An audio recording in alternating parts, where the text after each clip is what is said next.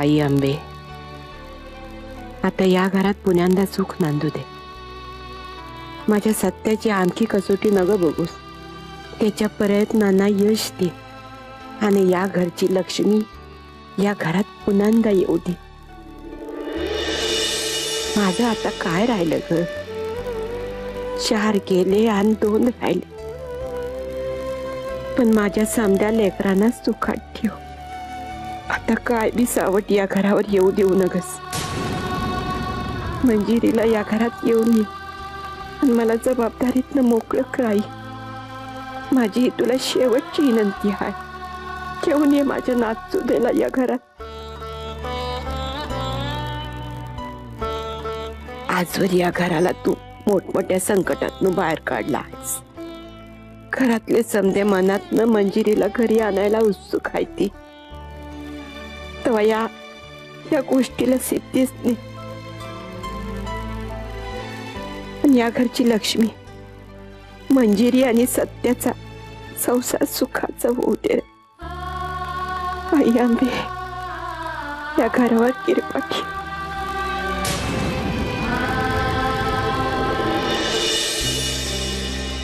वहिनी, तुझी जी काय घालमेल चालली आहे ती कळते मला. तुझ्या मनात जे काय आहे ते स्पष्ट सांग ना. का लपवतेस माझ्यापासून? वहिनी सांग ना. माझ्या आयुष्यात घडलेल्या सगळ्याच घटना खूप अनपेक्षित आहेत माझ्यासाठी. व्हायचा तो खेळखंडोबा झालाय म्हणजे आपल्या दोघांच्याही आयुष्याचा.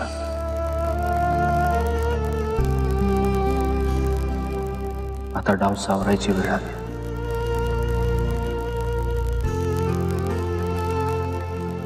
तूच विचार कर म्हणजे स्वतःच्या इगो पायी आपण आपल्या मुलीला आयुष्यातल्या या आनंदापासून कायमचं पारखं ठेवायचं.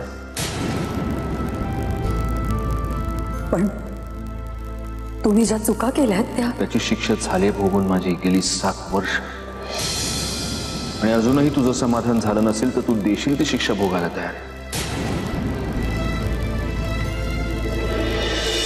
आयुष्यात असे काही प्रसंग असतात की ते घडतातच, त्याला पर्याय नसतो. आणि आपल्याला जे काही हवं असं वाटत असतं ते तसं होतच असंही नाहीये. त्यामुळे कधी कधी आपल्याला आपले निर्णय सुद्धा बदलावे लागतात. म्हणजे तुझ्यापासून लांब राहणं हीच सगळ्यात मोठी शिक्षा होती माझ्यासाठी. गेली 7 वर्ष मी सुद्धा सुरते. कपाटात बंद करून ठेवलंय मी माझं आयुष्य. आदर्श आईचा, मुलीचा मुखवटा घेऊन वावरते मी. एवढंच सांगतो मंजिरी की तुझं सुख एका दाराच्या पलीकडे थांबलंय तुझ्यासाठी. तू फक्त दार उघडण्याची खोटी आहे. आज, उद्या, परवा, केव्हाही.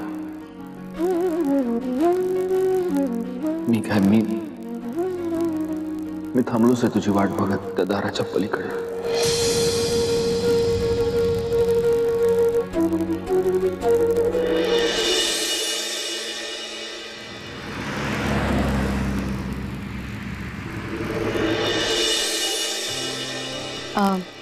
बसा ना. तुम्ही शुभ्राला भेटायला आलात ना? मी बोलावून आणते तिला. नाही, मी शुभ्राला नाही, मी तुला भेटायला. मला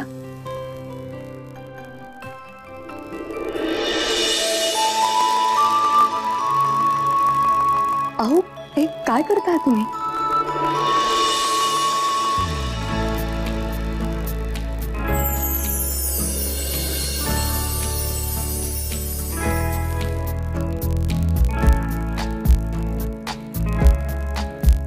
मंजिरी, लग्न करशील माझ्याशी?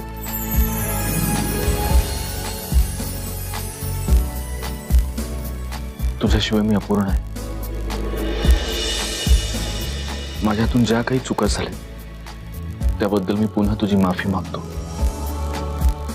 आणि तुला वचन देतो की पुढच्या आयुष्यात तक्रारीची एकही संधी मी तुला देणार. वचन देतो तुला.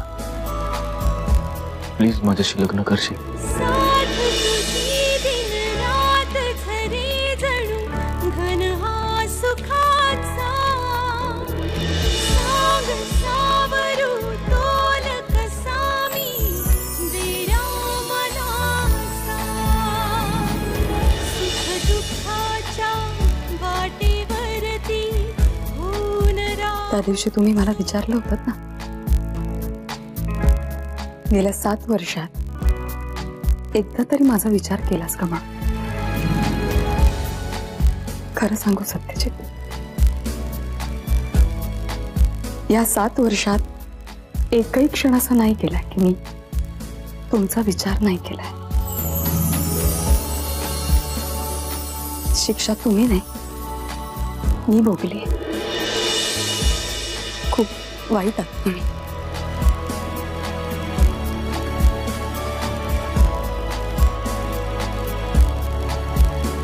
मग आयुष्यभरासाठी कैद करून ठेव. अनुरागाच्या वळणावर दे विश्वासाची सावली तू तिथे मी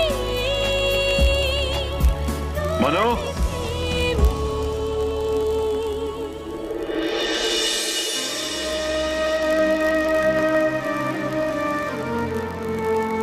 सरनाईक साहेब,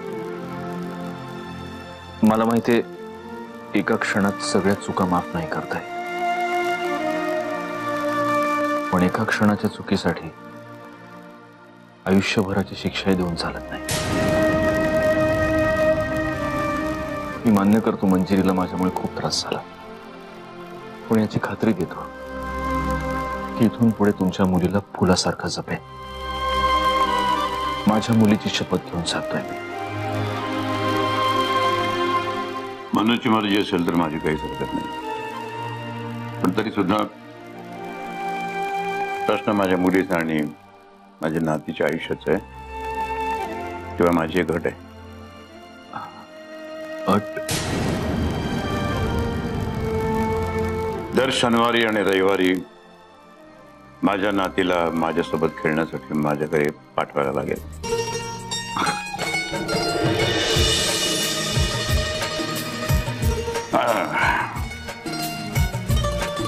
आता लग्नाची तारीख कधी ठरवायची?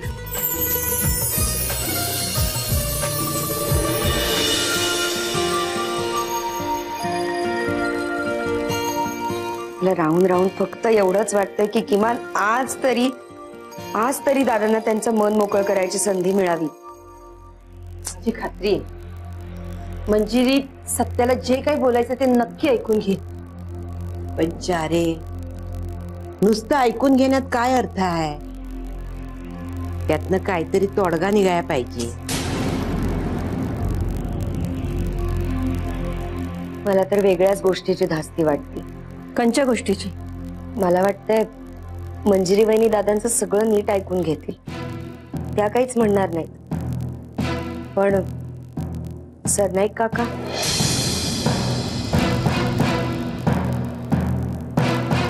त्यांचं काय?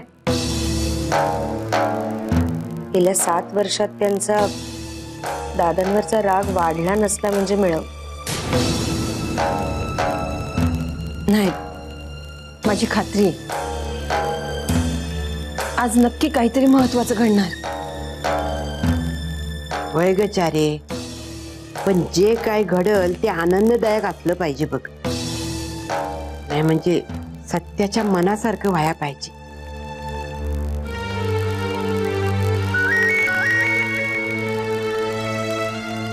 सत्य आहे बघ. हा दादा बोला. बोललात तुम्ही वहिनींशी? काय म्हणल्या त्या? काय? अच्छा, असं म्हणल्या त्या. बरं, नाही आत्या आणि आजी इथेच आहेत. मी सांगते त्यांना. हो, नाही तुम्ही नका काळजी करू. तुम्ही सावकाश या. Okay bye. काय म्हणलं सत्या? आत्या सांग ना. आत्या आजी अगं बोल की आता लवकर. काय म्हणला त्यो? म्हणजे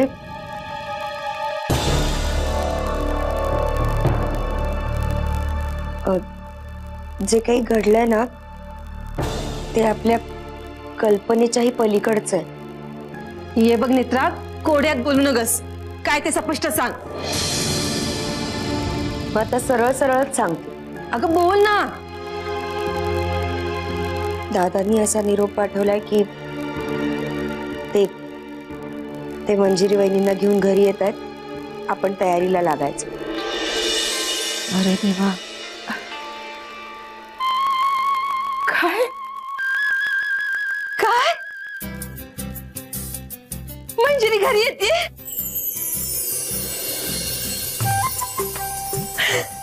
आई अंबे, पावलीस ग बाय. आता माझं तुझ्याकडे काय बी मागणं नाही.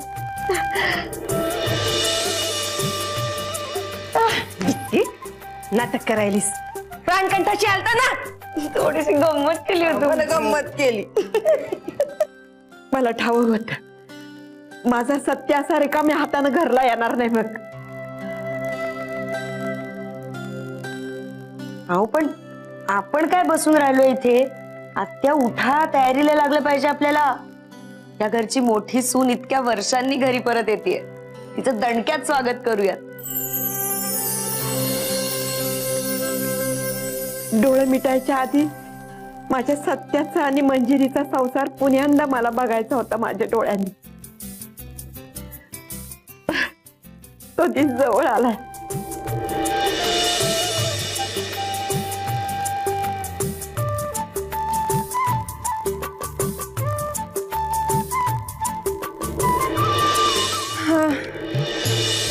कंची साडी नेसू नग. ही लय येळा नेसली मी. शी नग, माझ्या वयाला नाही शोभणारी. पांढरी तर नगच नको. मला कळना झालंय कंची साडी नेसू आता मी. माझ्या सत्याचं लगीन म्हणल्यावर 4 चौघात कशी मी उठून दिसायला पाहिजे ना. काय करू आता? घरात बी कोणालाच येळ नाही माझ्यासाठी. सगळे मेले आपले कामात. कोण सांगणार आता मला? आता सत्याच्या लग्नात गबाळ दिसून चालेल का? माझ्या सत्याचं लगीन आहे. कोणाला विचारू? आहे आहे अगं आहे. काय ग? आय काय झालं? हा कशा पायी वरडतीस? माझ्या नावानं बोंबाबोंब चालली आहे तुझी. आई सांग ना. सत्याच्या लग्नात कंची साडी नेसू मी? तुझं नेहमीच आहे बघ. कोणचा बी कार्यक्रम असला की तुझी साडीवरनं रडारड असती. आहे चिडू नगस ना. मग काय करू? सांग ना. हो लवकर तयार, नाही तो वराती मागणं घोडं व्हायचं तुझं. म्हणून तर विचारते, कंची साडी नेसू? अगं कोणची बी नेस ग, तू झकासच दिसतीस बघ. उगाच काहीतरी म्हण झकास. माझा राजकुमार आला का मला न्याय? झकास.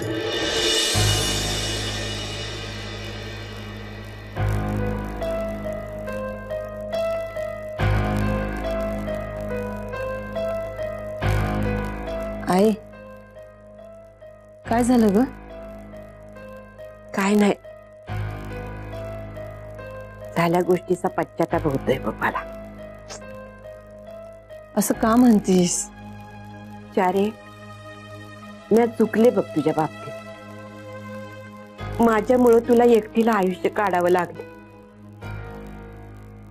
आई नगन असं बोलूस. नाही तर काय, तुला जो मुलगा आवडला होता तेव्हा तुझे 2चे 4 हात करायला पाहिजे होते. पण जातीचा विचार करून घरातल्यांनी विरोध केला आणि तुझं आयुष्य तिथल्या तिथंच थांबलं. तुझ्या आयुष्याचा गाडा पुढे सरकलाच नाही. त्या वेळेला मी जर खंबीरपणे तुझ्या पाठीमागे उभं राहिली असती आणि निर्णय घेतला असता तर. आहे नगन असं बोलूस. कशाला उगाच त्रास करून घेते? अगं पण म्या माझ्या सुनेच्या माग खंबीरपणे उभी राहिले, तू माझ्या लेकीच्या माग का नाही राहिले?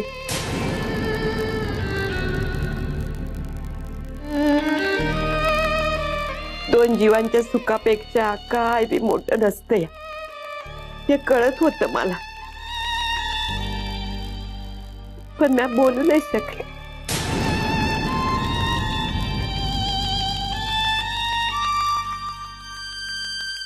तुझ्या समजात तरासाला फक्त म्या जबाबदारायच्या म्या जबाबदार. मला माफ कर पोरी.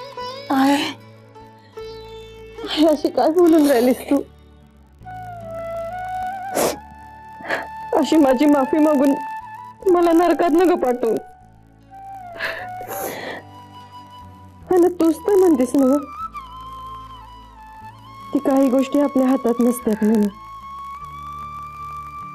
त्या काळानुसारच घडतात. माझ्या बाबतीत सुद्धा तेच झालं.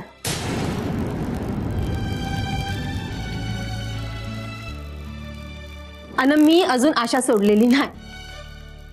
म्हणजे अगं काय काय लोकांची लगीन 50शीत आणि 60शीत होतात. मी आता अजून 30शीचीच आहे. मग येईल की माझा राजकुमार घोड्यावर बसून.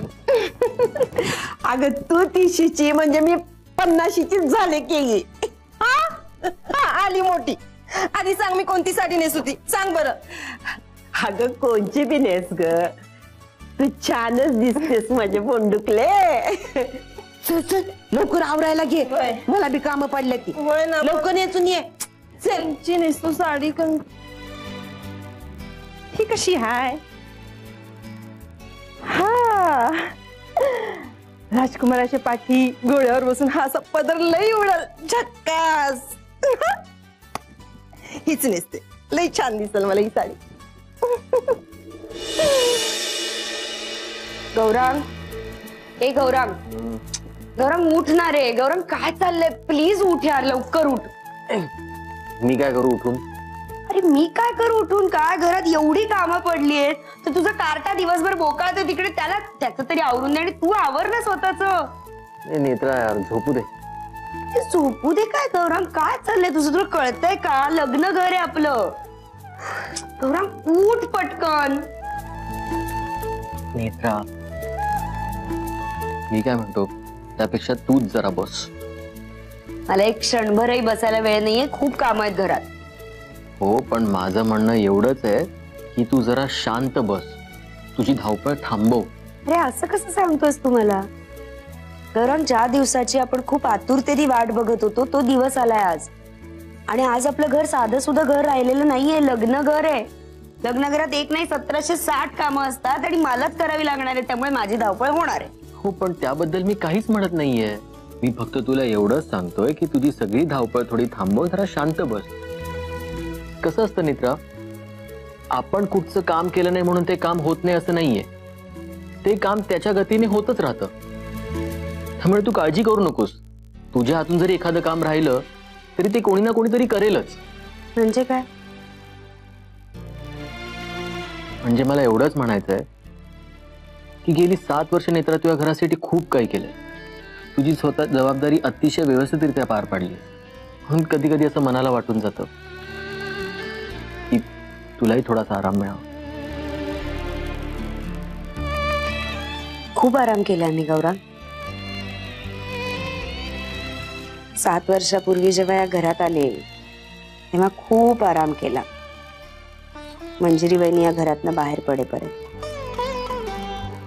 कुठलीच जबाबदारी कधी स्वीकारली नाही, कधीच मनापासून या घरासाठी काहीही केलं नाही.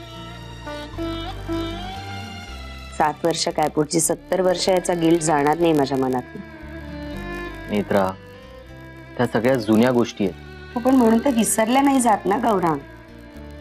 त्यावेळेला मी केलेला मूर्खपणा, बेजबाबदारपणा सगळं सतत आठवत राहतं मला. नेत्रा नेत्रा नेत्रा, पण गेली 7 वर्ष जे काही तू या घरासाठी केलंयस ना, अगं त्या जुन्या गोष्टी त्यापुढे काहीच नाहीये. Trust me. आणि आता तर मंजिरी वहिनी घरी परत येणार. येस, त्यामुळे आता घरची मोठी सून म्हणून सगळ्या जबाबदाऱ्या त्यांच्या. मी मोकळी होणार आहे सगळ्यातनं. म्हणजे थोडक्यात काय तर तुझा कामाचा ताण कमी होणार आहे. येस. मी काय म्हणत होतो नेत्रा, हम्म, अनायसे तुझा कामाचा ताण कमी तर होणारच आहे. बरोबर आहे.